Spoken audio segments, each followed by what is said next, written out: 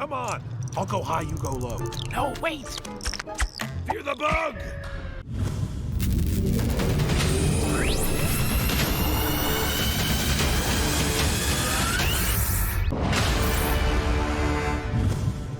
Hello everyone and welcome to Action RPG Build Guide Edition. Today I'm ready to drop on you my new and improved Lightning Nado Swarmblade build. And this is something that I have been streaming over the last few weeks, and I feel like it is ready for this guide. Now, as always, we are going to check out gameplay, skills, passives, gear, and of course break down the character tree. Let's not waste any time and jump right into this. Starting off with some gameplay. Now the skills I'm going to be using are Ice Thorns, Tornado, Maelstrom, Swarmblade Form, and Serpent Strike.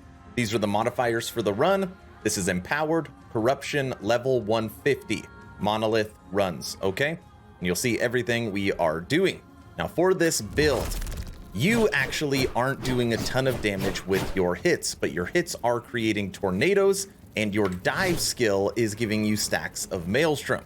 Both of those skills are going to cause lightning strikes, and the lightning is what we are really focused on for this build. Let me show you how it works. So when you use dive, we now have 8 stacks of Maelstrom. Now we have 12, and when we hit, we make tornadoes. We hit fast. See that? So what you're stacking for this build is lightning damage. Now, this isn't the best way to run the build, but if you want to be lazy, let me just show you just Maelstrom. We're not doing anything. We're literally just flying. Just flying right now, okay? We're not using Tornado, which is the main damage dealer. Just want to showcase this. Dead. Okay, just using Maelstrom.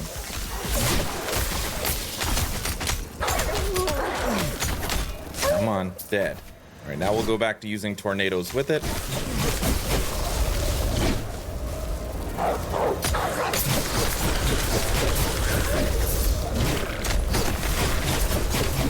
Build is a lot of fun. It's different because you got a little bit of everything in here. On top of that, I don't want to die.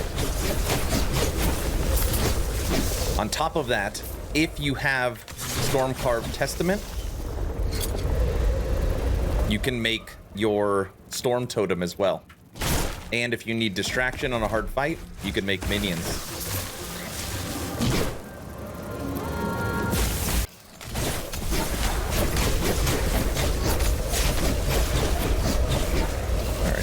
Boss.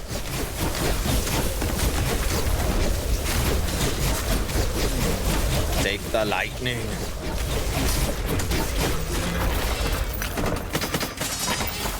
It's really strong. Let me show you how to recreate this build. So let's check out the skills for this build, starting with Maelstrom. Love this skill. Works so well with the build. What you want is 4 into Whirlpool, 1 into Turbulence, 2 into Calm, 1 into Windswept, 1 into Wind Fury, 3 into Sleet-Footed. This helps give you some dodge rating, which we will talk about in a second. 1 into Power of the Storm, 3 into Strong Tides, 3 into Energized, and this is all your damage. Well, a lot of the damage for the build. And then 2 up here into Turmoil, because obviously the larger the area, the more chance you have of lightning strikes. So if you had more points into Maelstrom, I would put it right here into Turmoil. Moving over to kind of a free skill, this is Ice Thorns. Anytime you have 4 skills and you don't know what to do with the 5th, Ice Thorns is a great skill because it is basically auto cast in its current form. 1 into Philly, 1 into Thorn Barrier, 5 into Bark Shield, 3 into Eternal Protector, 4 into Dagger Thorns, 2 into Bramble Armor, and 4 into Spell Thorns. Okay? Very simple. Always run it the exact same way. Moving over to Tornado. Ooh, I love me some Tornado. You want to go up first. 1 into Charged Storm, 4 into Frequent Lightning, 3 into Overcast Skies. Lightning range isn't huge. It's okay. You can actually put 3 here. Again, if you have more points, I would fill this in. Then you want to go right, 1 into Aspect of the Storm, 4 into Gust of Renewal, 3 into Storm Dervish, and 4 into Swift Wings. You got to take these sides or else you will have no chance keeping your mana up. But again, Maelstrom, Lightning, Tornado, Lightning. This is your main damage for the build, okay? Moving over to Serpent Strike. Now, Serpent Strike is interesting because, again, this is what's going to be creating your tornadoes, but it also does more than that. You want 3 into Culling Point. This gives you an 18% kill threshold, which is amazing. You want 1 into Plaguebringer, 4 into Spear Flurry. This gives you attack speed. 6 into Primal Reflex. This gives you dodge rating. 4 into Blood Fury. This gives you bleed chance and attack speed. And the last 2 points are kind of free. You could put them anywhere. I just put it into Eye of the Viper for crit chance, so we get a little bit of that extra damage, but you can go into crit or armor shred chance as well. Last but not least, the big bad boy or girl, Swarmblade form. Now, what you want to do here is go up, then down. You want 1 into Viper's Call. This allows you to use Serpent Strike for the build. 3 into Endless Pressure. 1 into Wind Fury Strikes, 2 into Army of the Tempest, and this was actually nerfed. You used to be able to put 3 points in here, and they pulled 1 back because they knew it was too strong. Still awesome. This is going to give you the lightning, this is going to give you the tornadoes when you hit. Then you want to come down and put 5 into Locust Agility, gives you dodge rating and armor. 4 into Water Strider, this allows you to use Get Maelstrom anytime you use Dive. And then you want to take this. This is Ironclad Beetle. This transfers all of your dodge rating and puts it to armor percent. That's why you want to actually stack as much dodge rating as you can on this build. And then rounding this out is Wasp Blight, which gives you attack speed. And if you have any extra points here, put it in attack speed. Faster you hit, the more tornadoes you will make. Those are the skills. Moving over to the passive tree, right now my Swarmblade is level 97. Level 97. And I've changed these passives so many times, but I feel like they are in the best possible state right now. You want 8 into Natural Attunement, stack as much attunement as you can get, 5 into Hunter's Restoration, 6 into Wisdom of the Wild, and then that 1 point, I used to have it in Primal Strength, I've moved it over to Tempest Bond, because since we have a minion now with our totem, that extra point is going to give you 8% lightning damage, okay? Go over to Druid. I'm going to go to Druid first. 7 into Plating. It's going to give you Endurance and Armor. 7 into Primordial Renaissance. 7 into Druid Prowess. 5 into Bush Stalker. 10 into Wisdom.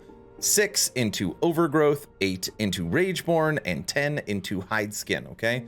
I had to take some of these off. Basically, we just put as much points in to make sure we get the bonus for them. That's it into Druid.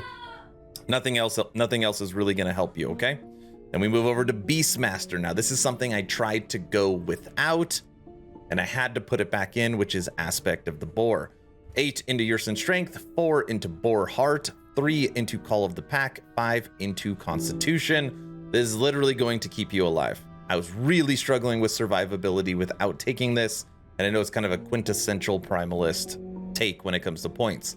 Last but not least, Shaman. 8 into Shamanistic Infusion. This is important because it's going to give you penetration with your lightning and attunement. And then right now I am leveling up these because, again, we have a totem with this build. So 1 into Silent Protector and 1 into Totemic Fury. And this is just going to give you some extra attack speed. Those are the passives. Moving over to everyone's favorite gear, starting with idols. And again, my gear is all over the place. I make so many builds and stream so many different stuff that by no means do I use end game gear, okay, which just shows the potential of this build. Now, the idols that you are looking for, again, if you have a Stormcarved Testament, is increased spell damage if you have an active totem. If you don't have that, you can just look for Transformed. So increased spell damage when you are transformed. Okay, so that depends on what gear you actually have. I have a couple transformed. I have 1 active totem. You can get straight lightning damage as well, and this can roll as high as 46, and you could put in 4 of those. All right, so idols, you have lots of options. I also needed to round out my crit avoidance, so I added this again for survivability. Okay, lots of options around idols. Now moving over to gear. Nothing is required as of right now. Nothing is required for this build. Okay, if you don't have a Stormcarved Testament, that's fine, but you will be much stronger if you have one, but it is not required. Okay, go through the gear one by one. Helmet, increased spell damage while transformed, leech, and attunement, and as much health as you can get. This is the amulet you want because it's going to give you spell lightning damage, so you want to find lightning damage and lightning penetration. Armor, find as much attunement and life as you can. Also, if you can get plus to Maelstrom, it's great because plus to Maelstrom also gives you spell damage. Weapon, you want as much lightning as you can possibly get. So on here, it rolled with lightning and spell critical strike chance. And again, of course, you want as much adaptive spell damage as you can get. Ring, lightning damage. Belt, lightning damage. Ring, lightning and spell damage. You saw the Stormcarved Testament for your relic. Boots, as much life as you can get. Gloves, on here it's interesting. I took melee attack speed and melee damage leached his health. You can go attunement, try and get hybrid health on it. My gloves can be a lot better, but obviously this keeps me alive because I leech so much. That is the gear. Now let's check out the character sheet. So like I said earlier, my character is level 97. Attunement, I've got 67 points, vitality 13. Movement speed is on the slower side right now, 27%. Because my boots don't have movement speed, they have vitality and attunement. I recommend putting movement speed if you want to be a quick bug. Now resistances, all of them are max with the exception of fire needs 4, but as you can see, physical's way over, necrotic's way over, void's way over, so I just need to spread these out a little more.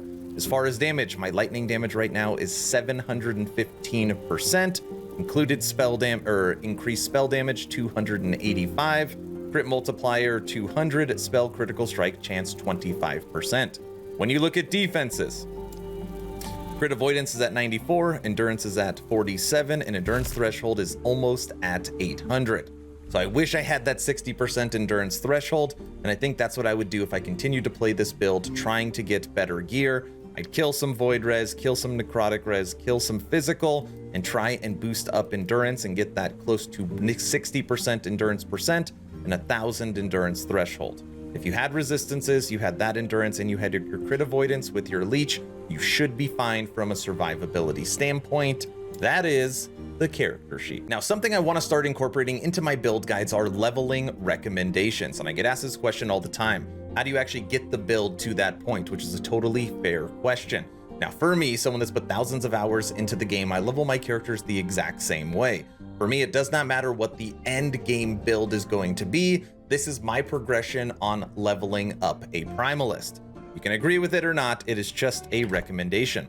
So for Primalist, if I was going to take this from level 1 to this endgame build right now, I would use Swipe as my main skill to kind of get through the campaign or get you into a place where you can get through a dungeon or jump into monoliths early, okay? Very strong skill, works really good early in game. And what I would pair it with is in the passive tree, Harmony of Blades. This is going to allow you to have 2 axes and dual wield or 2 swords and dual wield. Now for me, that again has played the game for a long time, I already have all of my one-handed weapons, 2 of them all set up, so that I could just kind of go down the list and add them as I go. I understand not everybody has gear like this, which is totally understandable. You can go to Last Epoch Tools, it is in the description below, and on Last Epoch Tools, it'll show you swords and axes, and it'll show you when each one levels or unlocks so that you can use them. And as you level with Swipe, dual wielding, you put in the upgraded weapons, you will fly through the campaign, literally with having nothing. Now, obviously that is just one skill. So what would I pair that with? I would pair it with Fury Leap, because that's going to give you a movement skill and it's going to allow you to close the gap, which is great, you know, and jump out of harm's way if you need it. On top of that, I would likely take a companion with me. In this case, I would probably take wolves, okay? And they'll just run around, do some damage for you while you are swiping and jumping around. If you don't want to have a companion, then you would take Warcry, which is going to give you added damage. Now at level 12 to level 25, you're going to have the ability to unlock Swarmblade form. You're still going to want to do that when you become a druid, okay? But it's going to be up to you when you want to make the decision to start transferring into this build. I'm probably going to say right around level 50 or 60 is a good point. If you have any questions whatsoever, ask me in my Discord. I am always available. All right, everyone, that's the build guide. What do you think of my new and improved Swarmblade Lightning Nado? Did you like it? Is there something I missed? Let me know in the comment section below. If you did not know, there are 2 things in the description that are greatly going to help you with this. 1, advanced loot filter, and 2, the advanced build guide.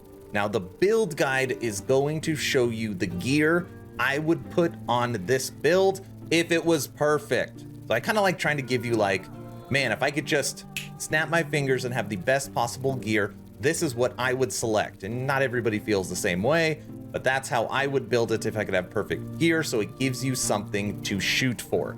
2 asks at the end of this video. Hoping 1, today is the day I have earned your subscription. Hoping today is the day you make the decision to push that little red button. I would really appreciate it. It helps the channel for 2022. We're about 800 away from our goal of 20,000 on the year. Ask number 2, check out my Patreon. Thank you to the first 42 members that have signed up. Become an instant ARPG VIP and get Patreon exclusive content at the first link in the description. You get access to the weekly podcast, access to the weekly blog post, you get access to the VIP lounge in the Discord, you get a special title, and based upon where you sign up for on the Patreon, we can make content together, we could stream together, lots of good stuff. Again, first link in the description. That's all I've got. Hopefully you were entertained or at least learned something. Aaron, out.